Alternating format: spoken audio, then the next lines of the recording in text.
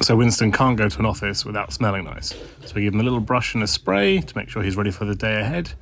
And then we pack all his stuff in a bag. It includes things like dog treats, a water bowl, chew toys, a custom lead and his security badge, as well as his favourite toy and blanket. And at that point we set off for the first part of our journey, which is by car, from the village we live in to our nearest train station at Stevenage. Winston safely secured in his little car seat.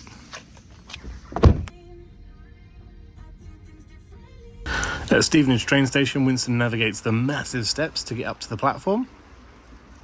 And at this point I realised he's actually quite excited to come to work with his little tail wagging and him getting my attention.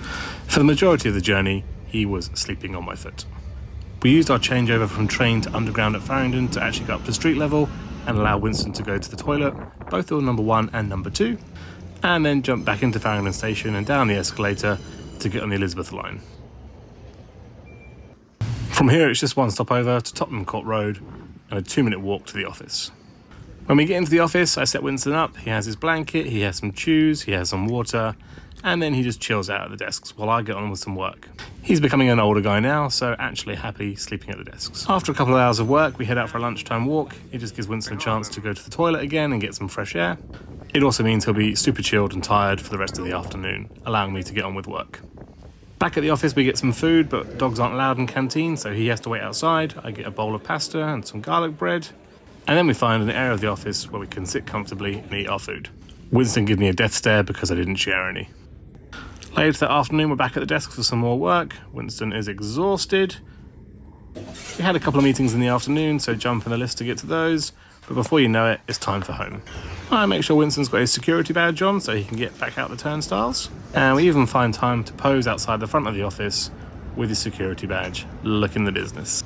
It's then a little walk back from the office to Tottenham Court Road station where we get the Elizabeth line again. Winston is a dream on trains and underground carriages, though I'm sure he'd rather be sitting on the seat. It's just one stop across from Tottenham Court Road to Farringdon, where we get off the underground and head up to the station platform. Whilst we wait for our train, we did notice another dog run past, but it was too quick to make friends. The train for Peterborough rolls into the station, and we get on board. Carefully. Mind the gap, Winston. At this point it's about 25 minutes out of London and back up to Stevenage. We pay an extortionate rate to park at the car park, and then we walk over to the car. It's been a long day for Winston, and you know that because we get in the car and not over a minute later he's already falling asleep in his car seat. I haven't even got the car moving yet. And that's it. That's what a day for Winston looks like in the office. Thanks for watching.